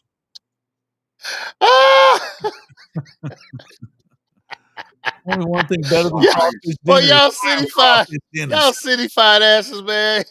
I'm not even a city kid, dude. I grew up in the country. I eat rattlesnake and stuff like that. I don't eat cow balls either. So it is what it is. I don't eat the damn Rocky Mountain oysters. Nope, not me. Not me. Sound like Mikey oysters. He ain't said nothing. Oh yeah, dude. Let me tell you something, dude. I try it. Like, you know what I'm saying? Like I've been in Korea. I got tricked into that shit when I was a kid, and I knew it tasted weird. There was something weird about it. I ain't never ate it again. Bro, have you ever been to South Korea? Dude, you see some wild shit over there, and I was trying it all. Yeah, I didn't. I never went over there. I've heard a lot of stories though. It's fucking wild. Like street food, like that's the street food capital of the world. I don't care what anybody say. Neck bone better than oxtail. It's crazy. Neck bone is better than oxtail. Is that true? I love them neck bones, man. Put them neck bones in them collard greens, bro. I like collard turkey greens. necks. Turkey necks. Smoke that turkey neck. Put it in them collard greens, homeboy. All right, let me some mac and cheese. Here we go. Sweet potato. What are you talking about now? Eating chicken feet? What? Me chicken feet? No, I don't eat chicken feet. I have, but I don't care. Good on that, bro. Like I don't care for chitlins. I don't eat chitlins. And I'm finna both of y'all finna knock both of y'all out the damn seat. Hell, I don't eat watermelon. Don't care nothing for it. Why but I eat some damn coon now. Tear that damn coon ass up. That's right. Yeah, well, Benji over here talking about eating cow tongue too, and I'm good on that. That lengua, nope. Look, man, nasty. This stuff that you're talking about, some of it's probably a delicacy. You just thinking about I've seen the shit in the where it come store. from. They sell it in the fucking stores around here. Right, they sell it here too. Sitting there. They sell chicken feet, all that kind of stuff. So, what I'm saying is, when you come to Mississippi State, not Ole Miss, you're probably gonna see all that what we just talked about. You're gonna see all that on the grill. So, Mike, you can pick and choose what you like, can't you? Oh yeah, definitely. You do that. But I know what Mike is talking about. He's just talking about the atmosphere of smelling the smoke, seeing the grills going, with the music playing. That's what he's talking about. That's what he's looking for in a tailgate. And that's what I'm used to, myself. So yeah, I get it. And that's why I say, Fletcher's corn dog and Jack's fries. I already know what that is. So, man, what? That Jack Burton from Big Trouble in Little China? Yeah, he's a crazy motherfucker, dude. Jack Burton. Oh yeah. Me. God, that's one of my favorite movies of all time, bro. One of my favorite movies too. It is good. Hey, Mike, what was that? What was that meal that we got at the bowl game? That was pretty damn good. What was that at the food truck? What did we eat? Bro, it was barbecue something. It was some kind of barbecue nacho. Was it barbecue nachos? Yeah. Mm-hmm. That shit was good. Yeah, that's exactly that shit was good. Yeah, barbecue nachos. Yep. Mm-hmm. I don't eat tripe either, fellas. I don't eat tripe menudo either. Nope. I'm good on that shit too. Don't eat what? Menudo. I like pozole, but I don't do the tripe. That's intestine. Nope. Straight on that. Nah, I don't eat shit. You can't boil that shit enough for it to not have shit on it because it's been carrying shit this whole time. Nope, not me. I tell you what, I almost got my butt toe up when I was about 9 years old. My dad had some chitlins and he was like, "Boy, you gonna eat this?" I'm like, "Nah." I couldn't get past the smell, man. Hell no. And it wasn't that bad. I'm talking about when you first start cleaning them, And so mom back in the day, they didn't have the incense and stuff you got now. They had these old big ass Indian incense, and that shit didn't do nothing but just mix in with it, man. Yeah, man. So mom them, and mom didn't eat them, and dad liked them, and he gonna make me eat some one day. He said, "Well, I tell you what, if you don't eat this, you ain't getting nothing else." I said, "Well, I just be starving today." Just be hungry, homie. I was just, hey, look, I got down from that table with all those chillers in there. I was back there, I was starving. Finally, my mom came and she had fixed me a hamburger. Know the kind of hamburger back in the day was on that light bread? One of them good hamburgers, buddy. Shoot, mom fixed me a hamburger. I was good to go. But nah, I ain't need no chillers, bro. You can have that. Yeah, well, just like what he's saying, Menudo is cow intestine, chitlins is pig intestine. Same shit. Different animal. No thinking. And cow intestine, if you've ever seen a cow patty, some runny, nasty ass shit. No. Man, they smoke. You know this. They smoke cow patties, man. You know that? They take the cow patty chip and let it get dry, real dry, and they grind it up and they smoke it like weed. Get the fuck out of here, bro. What are you talking about? The new definition of smoking that shit. Crazy as fuck. Hey, when's Kansas play Missouri? Is that next week or a couple weeks from now? 2 weeks from now, I believe. It's 2 weeks, yeah. Mizzou, hey, don't take that L, Mizzou. Do not take that L to the rock chalk. Yeah, chillin is intestine. Is that right? Yeah, chitterlings. Yeah, so they're saying, and Medill will say chitterlings. Chitterlings, yeah. No, and actually, who was it just said it? In Sooner, Texas, tripe is stomach lining, not intestines. That'll make it better, bro. Yeah. All part of the same damn tube. It's in the same family anyway, huh? Yeah. Burning dry cow patties gets rid of, yeah, well, okay. Thanks, cowboy. September 6th, 2 weeks from now, yep. That's hilarious. I haven't hit anything lately. Where is old Neelio at? I didn't even see him. There he is. There he is. Smoke buttholes. Yeah, pretty much. Man, we just took tailgating to another damn level. Yeah, I don't know what we're doing now. I mean, we've gotten so far off track, but all right, we got 20 minutes. I gotta get out of here. So did we ever get yours? What's your three there? Your three were I just gave them to you. I gave them. No. Mine was Texas. Mike. Huh? Mike. Oh, mine was LSU and Mizzou. LSU, Mizzou, and Texas. Okay. Yeah. Yeah. Okay. So I would like to not have. I don't care. I think you're going to play Mizzou every other year. That's enough for me. I would if I had a choice between them and Arkansas, I'd probably take Arkansas. But then again, I don't know. I think it'd be a better every year game to be for both schools because they're so close. Well, let me ask you this, Jason. Which state has the better athletes? Arkansas. Okay, I would rather play Arkansas and beat them. That way, it helps you in the recruiting. Definitely got better athletes. Well, I don't see how you can say that though. Why? Arkansas is by far the worst team. No, I said we talking about athletes in the state within state. Leave Arkansas. We're not talking about on the team. We're talking about recruiting purposes. My bad. Yeah. I totally heard something different. No, the reason the Mizzou's gotten good is they poach Arkansas. Yeah, they do. Yeah, I'm seeing, and that's why I'm kind of looking at it like that too. Like, I don't see how Arkansas being terrible helps. You know what I'm saying? In the strength of schedule, because for some reason they keep putting Missouri up there. Missouri's been okay. Yeah, I don't think they're going to stay okay, but that's just me.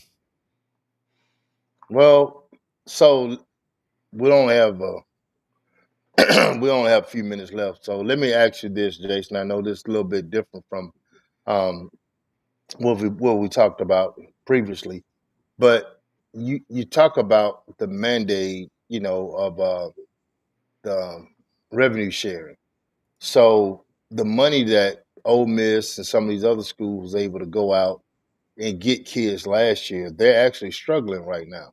So when you look at these 3 games or whatever you want to talk about, you got schools that are not going to be able to do what they did in the last 3 years. And I think Mizzou is one of those schools. You look at why do you think that though? But because I think that because the I'm NIL is not seeing it. going anywhere. It's not going Well, anywhere. the NIL is not going anywhere, but what I'm telling you, from what I'm understanding, Jason, some schools are saying, okay, the collectives are saying you got money now to pay them. You don't need us as much. So the donors are getting donor fatigue, and that's happening. Sure. The I think donor that's gonna fatigue correct is a itself real everywhere. thing. Absolutely. I think that's going to correct itself everywhere.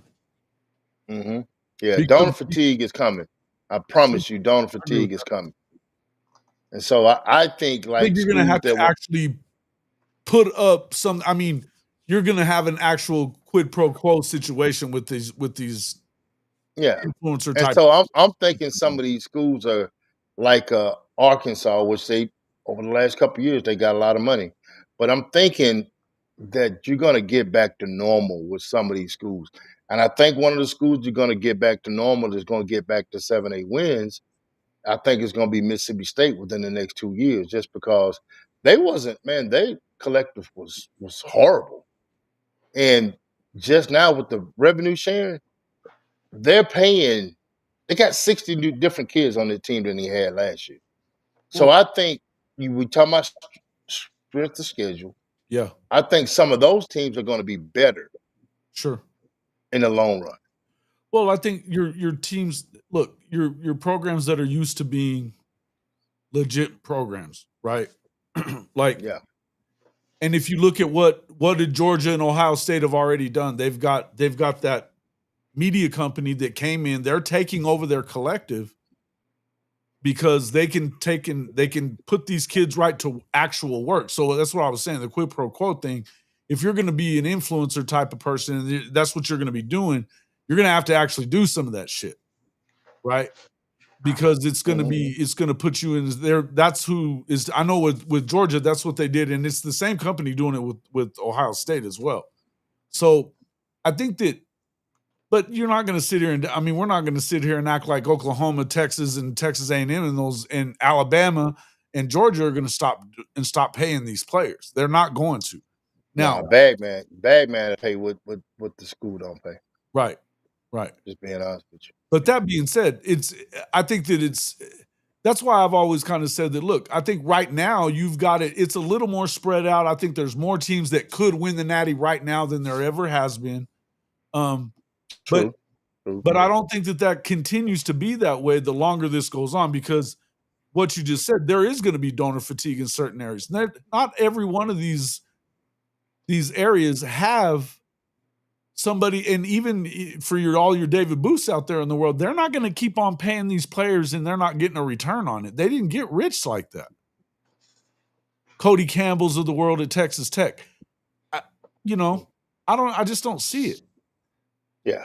You're going to have to turn it into an actual business that makes money, or else it's not going to continue going on like that. I don't know that every program is ever, it's just like in the NFL. Some are better at shit than others. You know what I mean? Yeah, I got it. Some are better at the shit than others. To me, some programs are going to be really good at it. Some aren't. And I mean, you talk to some of the Big 12 guys, like we talk to Fitzgerald all the time. Love Tim Fitzgerald, but he's even saying, he goes, look, there's a lot of money that is at K-State. And Neelio will tell you the same thing, but they're not giving it to athletics. There's a lot of rich people there. They're not giving it to athletics. Yeah. I really think, guys, I know all the stuff that we talked about, over the last 14 months, maybe 2 years, I'm seeing a sense of balance when it's coming to the NIL and stuff like that. I mean, I know people can't just start, well, I'm gonna make this year. Me and Mike talked about this one time before. Mike, if you can remember. You remember when we was talking about, the kids getting money coming in, and you were saying that, hey, look, you might not get that second year. Yeah. I think a lot of schools are going to that. Actually, we're talking to a coach at Kind of paying them a little Ohio early State. to get them in the Well, yeah. I was talking to a coach, at Ohio State, and it's been about 2 weeks, and he was saying that they weren't going to be able to pay what they paid, in the last 2 years It because just never now you seemed got like there was retention. enough money. Right, you're right. So Mike, like me and Mike was talking about, Mike was like, "Hey, look, you might have got this much money this first year, but your second year and from here on out, this is probably what they're going to pay you. They got you this amount to get you here, and then it's almost like a signing bonus, if you want to say, Yeah, and then like your signing bonus is your first year, and then you're just gonna have to figure out like, are they paying you off what you did last year, or are they gonna pay you off what they think you're gonna do the next year? You know what I'm saying? Yeah. Because it may be higher or lower. And I always kind of looked at it like they're gonna pay you what you did last year. You know what I mean? Yeah, But it sounds like it's more of a consideration for both, like what you did last year and what they're projecting. yeah. I mean, that's it. And like I say, And I we'll see think what happens. I'm seeing a lot of it balance out. When you hear Ohio State, when you hear Ole Miss, and you hear some of these other schools that we know spent a whole bunch of money, coaches saying we're not going to spend that kind of money Yeah. because the money that they're spending on these freshmen, they're not getting that return out of every freshman that they spend that kind of money on. And you They're go getting spend that social money on a media kid. returns, Oklahoma's though. not doing it either. That's why They're getting the Oklahoma social media returns. They're getting all the pub on Yeah. Twitter. Well, here's another thing that I think is well, I know is coming. Shannon Terry, who owns On 3, who started Rivals, who started 24/7, and within 8 to 9 months, he's going to buy 24/7, and so he's going to own. It's going to be only one site in the next, I want to say, the next 8 months that they're going to be ranking kids nationally, and I think that a lot of schools are like, hey, man, the hell with those sites. They say that, but then they got these damn contracts that say if I have a top 10, if I have a top 5 class, I get an extra 200,000 to my paycheck. So they say that crap, but who is actually saying your team is a top 10? It's the ranking systems, you know. So I think the coaches are tired of the ranking system putting a pay scale on their kids because On 3, they started that crap. They had the NIL deal, thinking what The you're worth. valuation, the NIL Yeah, the valuation. evaluation deal. And I'm gonna be honest with you. I think without that evaluation deal, I don't think you have as big as problem that you have. But these kids go, oh, I'm worth this. Once they see it one time, that's it. Yeah, They but don't give a shit if about what you look nobody at else that says. thing, it's not. I don't even know how real it is. I It mean, ain't for accurate worth a damn. or whatever is one thing, but like, No, it ain't accurate. but It's not accurate at all. I'm a good player, and I mean, if I'm getting recruited to come to Oklahoma, Alabama, and Georgia, I know I'm worth money. You know what I mean? Right. That tells me I'm that guy. You know what I mean? It's not even about the stars. So to me, that's why we've been saying the stars are kind of iffy. But I also think that you're going to see On 3, and now it's going to be On 3 Rivals and 247. That's coming. So they're all getting he's together. gonna buy them in It's already on been pennies done. on the dollar. It's already done. I was talking to you about that yesterday. It's a It's done already deal. done. So it's one of those deals where, but they just like they've always had to, they're going to have to adjust to these general managers and all these, they have actual scouting departments. They're going to have to start adjusting to them. Hey, your boy Jim Nagy has already been doing that, and he's already planning for this year of overpaid, and the year that the transfer portal year that's coming up, and they already got a war chest for a lot of these cats that are going to leave because they ain't getting money. Yeah. It's already happening, man. Like I told y'all before. What you mean a war chest? What do you explain that right quick before we go? Because I'm finna have to get off. They're saving money for these kids that are going to hop in the transfer portal after the season that were promised that money at other schools and they didn't get it. Yep. They're ready to pounce. Make no mistake, Oklahoma's not going to be one of the programs that's going to stop paying money. They're just no. We're not saying that. They're responsible with their money. They're not careless. They're not careless, but they're not going to just. You don't have to worry about them. I mean, the Oklahoma stuff is bullshit. Don't make no mistake about it. It's bullshit. Now they're not willing to just go out there and overpay for people, and you shouldn't be willing to go out there and overpay for kids, because if you are, you're going to turn into a situation like they had at A&M where the culture was trash, and what you have right now at Florida State where the culture is very iffy right now because portal pimping. You taking a chance by going heavy in the portal, bro. You are. You really are. I mean, you look at Ole Miss. Ole Miss went heavy in the portal. They went 9-3 this year. I don't think they'll win 9 ball games. Wow. I don't because you have to build your program. I don't care what nobody say. You can go to the portal and win, but you can't go to the portal and build a championship team. No, I don't think that. You look at the last 2 national champions. They did supplement with the portal, but supplement most of their money retaining the guys that they had already bought.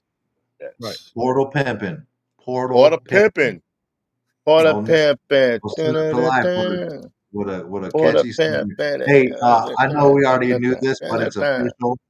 Michigan has named Bryce Underwood their starting quarterback. Oh yeah, and that's never going to happen, bro. They're not going to phase him out. They will. There's $2 million baby, man. There's too much damn money in it for them to phase it out. What they're going to do is they will adjust their business model. Now, when they come to Oklahoma, they might say, "Well, we're going to give this other kid a shot." They better not. I don't know. They better not. Yeah, man. Look, hey, bro. It don't matter. I'm gonna have to get ready to get out of here, Jason. I gotta go too, man. So pretty soon. Both of them can get it. Yeah. Yep.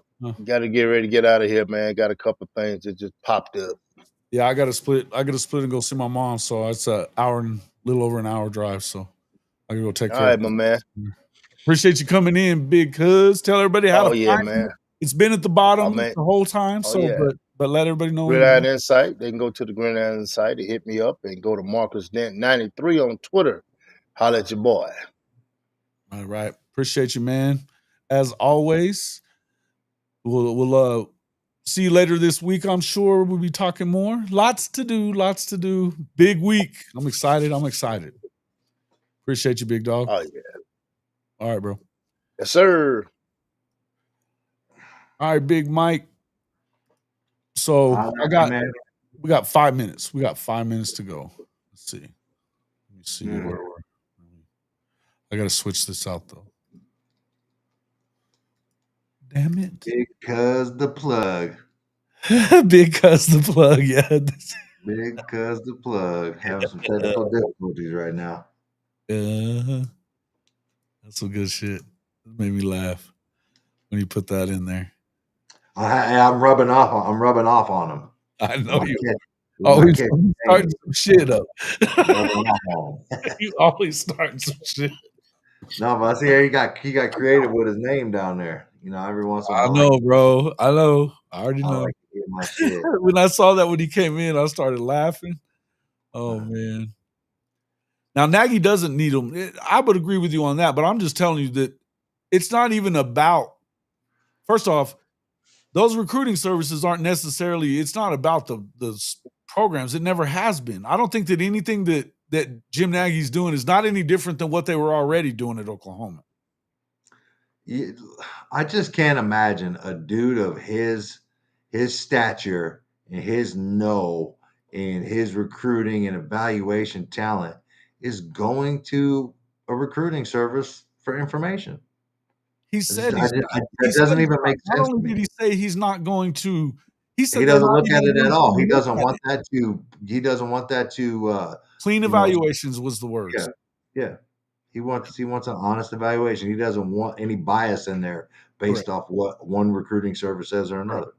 Right. And as him, I mean, he's got guys that he wants their evaluations, and obviously he's probably evaluating some, but that's where he's going to go look for the value where, yes, everywhere else they've got him as a 3-star or whatever, but we got him as a 5. He's our equivalent to a 5. But that's where people started getting all wound up about, whoa, he doesn't want to buy 5 stars. You just can't. I get it. That's some people aren't as well versed and don't have time, but like value matters, man. You can't even. It's just 247 and those people and rivals on there's other people out there that are way smarter and way more versed in this recruiting game. You know what I mean? So all I'm saying is just don't put all your stock in those people. Did you not just hear that thing? I did. What the hell was that? It sounded like somebody farted into the mic. No, the dun dun dun dun dun dun dun dun. You didn't hear that? Yeah, I heard something. It sounded like a fart though on my end. Well, that's not what it sounded like to me at all. I thought you ripped one while I was talking. I'll try to be professional and play it off, act like I didn't hear it. You're a good man. You're a good. Well done. Well done. Got to give Nagy time to show results, and then everyone will understand that stars aren't everything. You ain't got to worry about Nagy. I'm trying to tell you that right now. But that's exactly what. Well, you said it a bunch. I mean, it's not like it's a new way of doing things. The reason that he's there is because he aligns with what they were already doing. Yeah, and at this stage in the game and in college, you got to have a GM, man. You got to have a GM to manage that money and talent. I mean, it's so much for a head coach. You know what I mean? Like, dude, that's a lot of work, man. A lot of work for a head coach. Yeah. To have somebody else to help. Yeah, man. Yeah, you thought you were tripping. Yeah, I thought I was tripping. There's a new little thing up there, and as soon as I tapped it was an animation button, but I tapped it and it went crazy. It sounded like trumpets to y'all. That's what it was more like. Ryan C says, people who gripe the most don't look at the tape. They just look at the stars. I always tell people what you really ought to look at. Like people that were saying that the guy they just got from Bishop Gorman that was a 5-star, now he's a 3-star, whatever the hell. And you had everybody freaking out. OU fans that are freaking out talking shit. And of course, Texas fans are going to talk shit about it. They should. But what you should look at, go look at the dude's offers. Go look at his offers. There's one major program that didn't offer him. Texas, that's it. Alabama, Georgia, Ohio State, all the big boys. Everybody else in the SEC. I mean, and on top of that, Todd Bates likes the guy. It's enough for me. It's enough for me. So. Yep. Yeah, it is what it is. Sitting here waiting for Chicken to block Benji, then out of nowhere I hear trumpets. Why are we blocking Benji? What do you do? It sounded like a fart to you. What? Yeah, dude. Yeah, it sounded like you ripped one, bro. But like you might have thought you did. He's just lying with you. He's just lying with your ass. That's all it is. I'm trying to tell you. Bullshitters. Bullshitters. Shut up! Little dumbass. There we go. When did he reclass? Like, I don't think he did reclass, actually, now that we're talking. I think they just dropped him. I think, to be honest with you, I'll tell you why I think they dropped him. Because he had picked Florida State.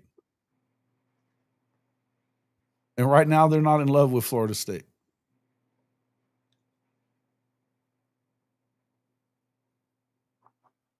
So I think that's what it had to do with. We'll see whenever they have the next update what he is. I bet he's not a 3-star anymore.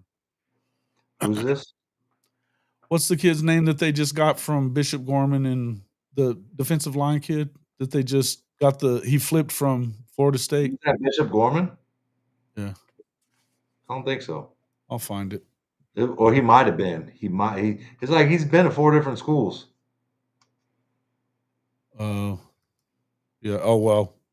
Yeah, that happens. That happens out there for sure because all those California kids, they move around a lot because it's a shit show in California. I don't even think. I think he was like East Coast to West Coast type moving.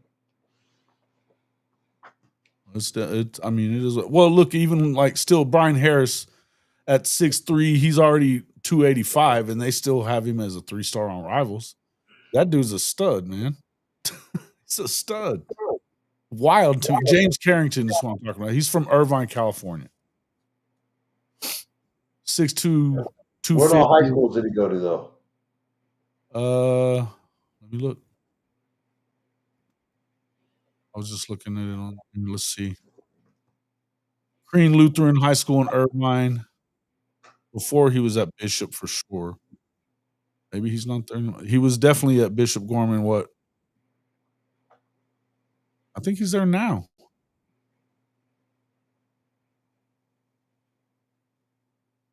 Yeah. And he was an All-American. He went to the All-American Bowl. I don't know. But they've got him. He's a D-line guy, not an edge, and they've got him listed at 240. That would probably be the measurable part would be probably why he dropped. I heard it was like 270. I think that's what I was fixing to say. I don't think he's at 240 though. But that's one of those things that they wanted to make sure they got that right. It's the Tank kid, right? The Tank. Tank yeah. Tank Carrington. Yeah. Yeah. It is what it is. I mean, look, like I said, he passed whatever it was that the evaluators wanted for them to go flip him because he was already committed somewhere. So apparently they like him. Again, I'm gonna trust Jim Nagy and what he's doing until I have a reason not to. And we don't have a reason not to yet. We don't. You know? He knows. I mean, how do you not trust an NFL scout for the last 25 years that's worked and he's had what, 4 Super Bowl championships with guys that he's helped, scout and get on into their programs? I mean, it's enough for me. Yeah. The Senior Bowl got a lot better with him. They were getting better players with him. It's become the major recruiting game and all that other stuff in a while. Brinsky was out there. Brinsky Sharp was out there. I mean, he's a fan. So I don't know, man. I think that there's some things that I'd like to see him do a little better at retention of guys like David Stone than the shit show that kind of happened there. But he was brand new. So, things are gonna get better. Things are gonna get better. So this is what it was. Yes, sir. I know you were. That's what I was talking about. He was out there for the whole week. You liked him, didn't you? Jim Nagy? I heard you talking about it before. Anyway, it's about time for us to get out of here. Come back later this week. We'll do some more stuff later this week. If you have time at night, maybe we'll do something like a preview. I mean, I don't know what time at night, but yeah, I be practicing football now with my 6th graders. Okay. All right. Well, you're gonna be you'll obviously be there this weekend then, right? Wouldn't miss it. I'll see you there for sure. Either way. I'm gonna come in, I think, and let's see what. Yeah, I'll be there this week for sure. This week and next week. I'm excited about next week. It's gonna be great. But what it is. Had a health issue. He was at 240. Now he's at 270. So there's more reasons why they would have dropped him in the rankings. Makes sense. All right, guys, appreciate everybody coming in. It was a good show this morning. We enjoyed it as always. Make sure, you still got time. I was looking on the Fanatics store. You can get stuff shipped and get it quick through our Fanatics partner link, hofmedia.us/fanatics. Get in there and check out. Actually, there's a couple. We're working on doing some more Moneyline Mateer stuff for the merch store, for our merch store. But you can get in there and check some of the stuff that we already have out. We do have a we do have a merch store or a money line material line, I guess is what we're a line. Let me see. Where the hell is that thing? I had it up here yesterday. I don't see it. Oh, damn it. Oh, there it is. Check it out. Check that out. Get in there. There's one with Norman on it. There's a couple with just the hashtag. But yeah, get in there and check it out. And aside from that, man, we'll see you all on the next one.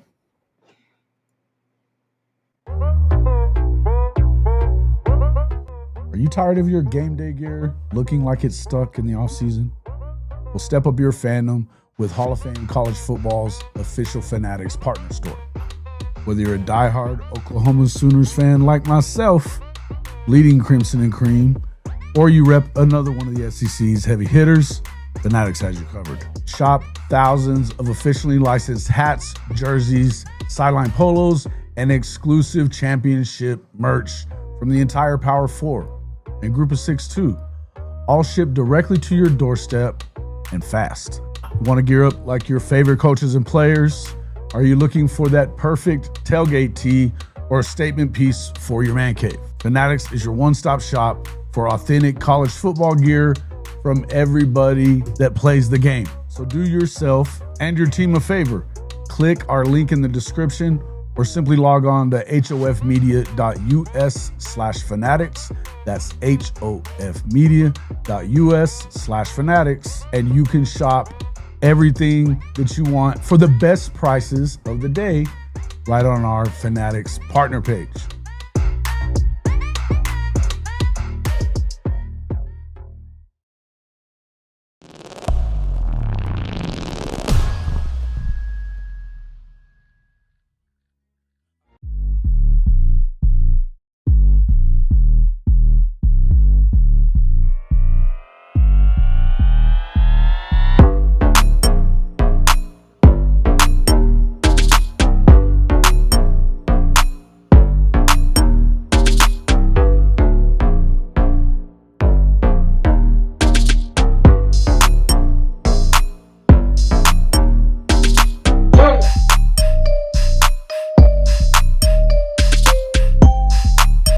Take your top lip and connect it to your bottom lip, you will shut the fuck up.